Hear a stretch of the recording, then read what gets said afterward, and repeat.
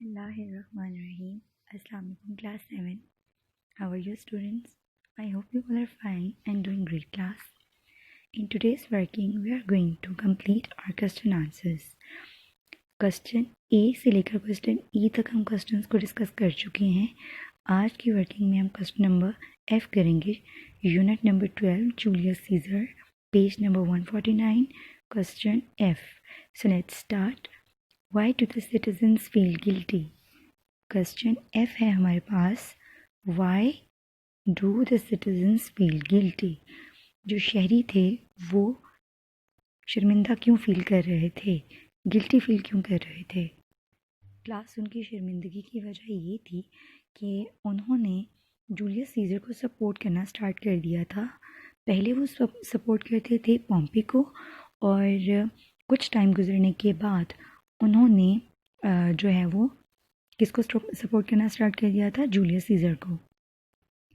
Answer है बेटा, Flavius and Marullus succeed in making the citizen feel guilty for their fickleness and ingratitude and the switching of their allegiance to Caesar, while prior to this their support was for Pompey. जो Flavius और मैरिलस हैं, जो कि Pompey के supporter हैं, वो इस मकसद में कामयाब हो जाते हैं कि वो सिटीजन्स को ये फ़ील करवाएं, शर्मिंदा फ़ील करवाएं, क्योंकि उनकी फ़िकलनेस कहते हैं कि जो बहुत जल्दी अपने इरादे को चेंज कर लेने वाले होते हैं, नापायदार.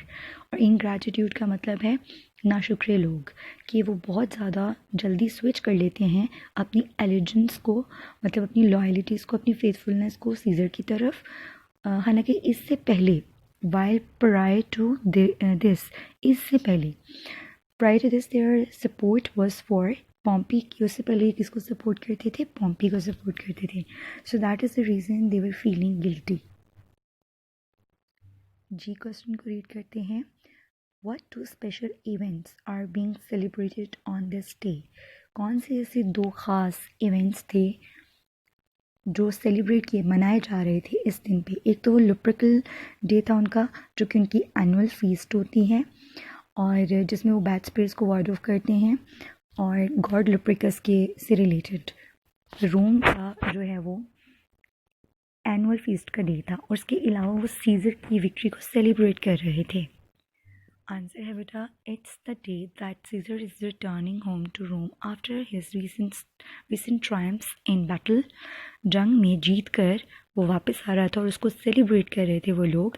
It is also the feast of Lupercal, the annual feast to honour the Roman god Lupercus. और ये उनका लुप्रकल डे था, फीस्ट का दिन था, दावत का दिन था, जिसमें वो अपने गॉड को ऑनर करते हैं. और उनका ये मानना है कि उस दिन बैड स्पिरिट्स को वार्ड ऑफ किया जाता है उनके कंट्री से. सो ये दो दिन थे जो उस दिन सेलिब्रेट किए जा रहे थे, जिस दिन का ये एक्ट का जो फर्स्ट सीन हम डिस्कस कर रहे हैं.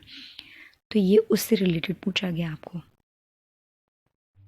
Now we are going to do question number 2. Read the following quotations. हम कुछ कोटेशंस जो हमें दी गई हैं, हम उनको रीड आउट करेंगे और फिर हमें क्वेश्चंस की आंसर्स करनी है. So the first statement is, what does do with the best apparel on. इसका क्वेश्चन का ये मतलब है कि why are you wearing your best apparel on. आप अपनी कीमती लिबास क्यों पहने हुए हैं. ये क्वेश्चन किसने किया था. फर्स्ट क्वेश्चन है इससे related, who ask this question. फिर ये सवाल किया था मैरिलस ने. क्वेश्चन 2 है इसमें, to whom is the question addressed. ये सवाल किया किससे गया था. ये क्वेश्चन सिटीजन्स से किया गया था. थर्ड क्वेश्चन है इसमें, Why does the speaker ask the question? वो ये सवाल क्यों पूछता है. Because he wants to know that why they are not wearing their work clothes. कि वो उन्होंने अपने काम पर पहनते हुए जो कपड़े पहनते हैं, वो काम पर जाने के वक्त वो ड्रेसेस क्यों नहीं वेयर किए हुए. You can see the answers. First question का आंसर है मैरिलस. सेकेंड क्वेश्चन क्या है, द सिटीजन्स. और थर्ड क्वेश्चन क्या है, he wants to know why they are not wearing their work clothes. अब हम नेक्स्ट कोटेशन पढ़ते हैं.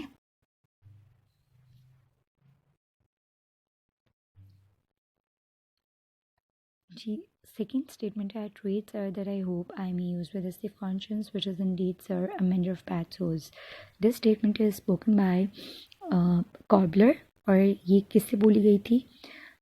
ये बोली थी उसने मैरुलेस से, क्योंकि मैरुलेस उससे पूछता है कि तुम क्या कारोबार करते हो, कि तुम्हारा काम क्या है। तो कॉबलर उससे कहता है कि I am a mentor of the bad soles, मैं ख़राब जूतों की मरम्मत करता हूँ।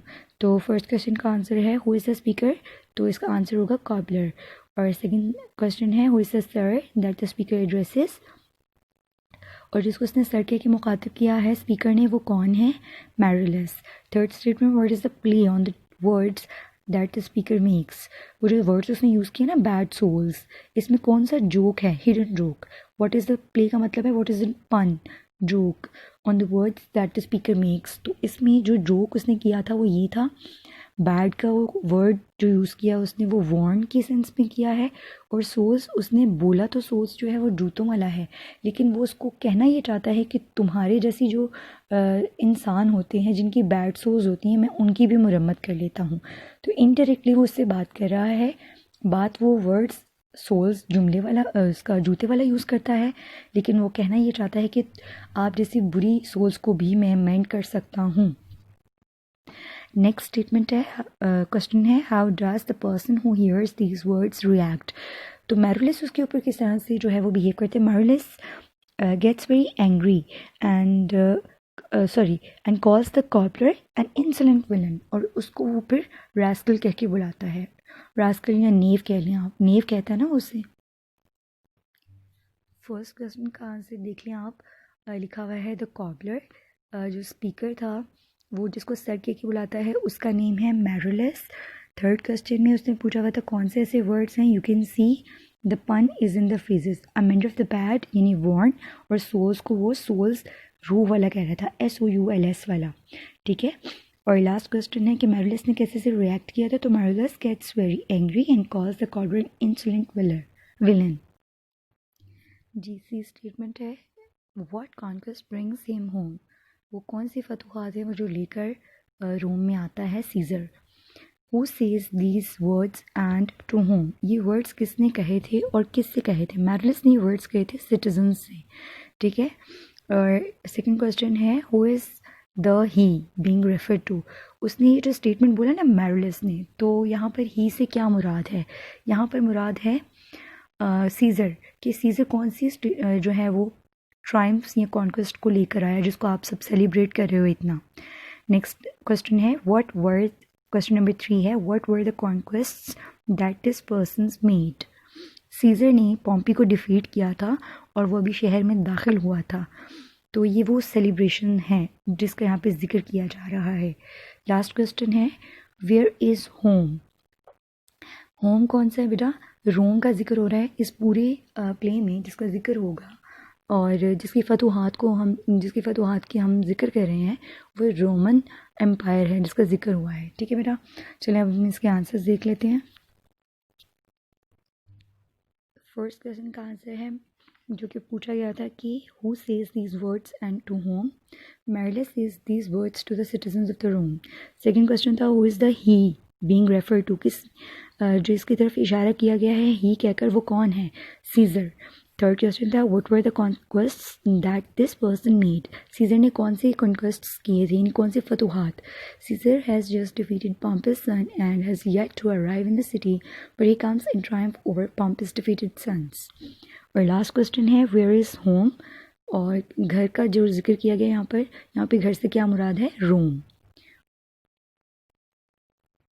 जी नेक्स्ट है draw them to Tiber banks and weep your tears into the channel, who says these words and to whom are they spoken.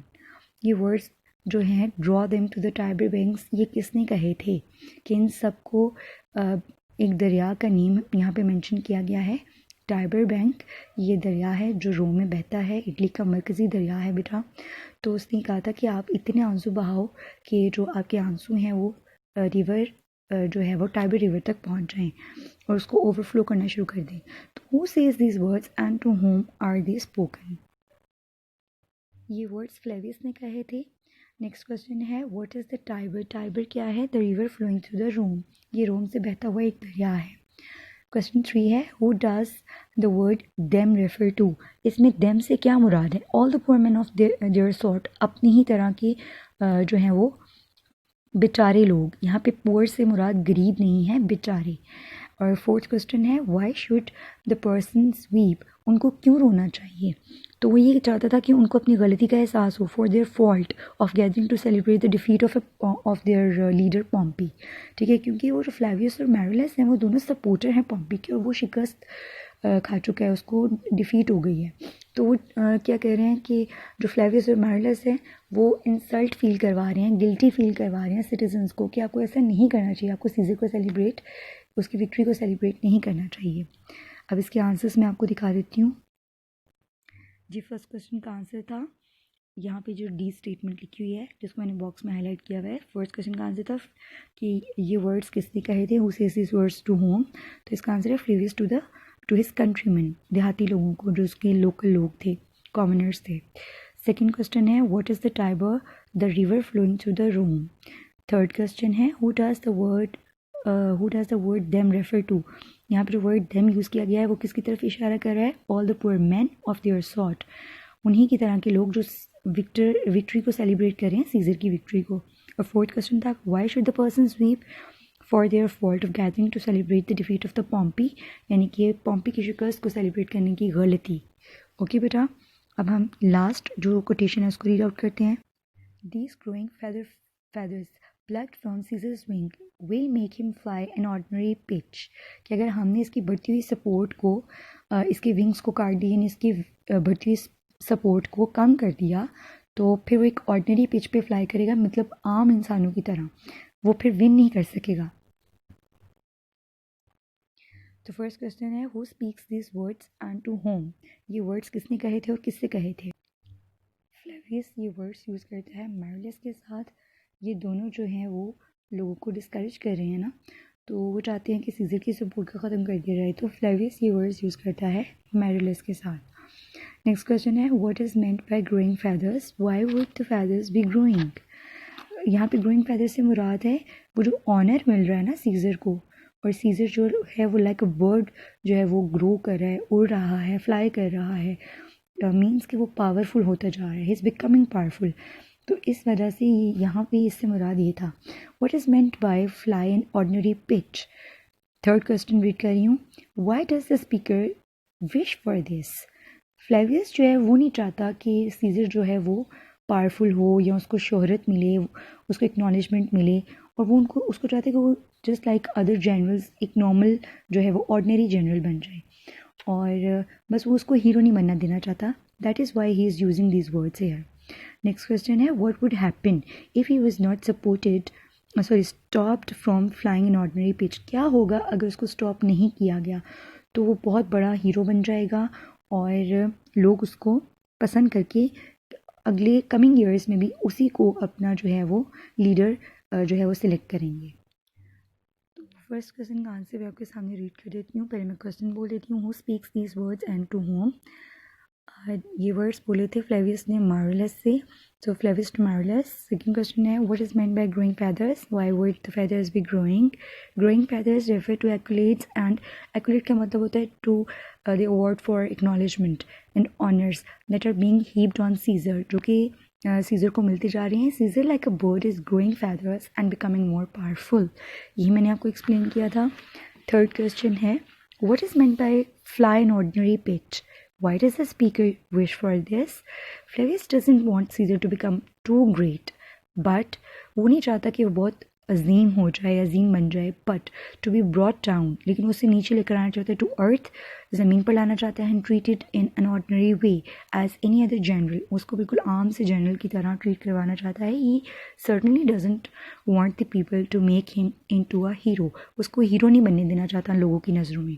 Last question है what would happen, क्या होगा if he was not stopped from flying in ordinary pitch, कि scissor अगर इसी तरह से कामयाब होता रहा और ऊंची उड़ान उड़ता रहा और उसकी सपोर्ट बढ़ती रही, तो क्या होगा।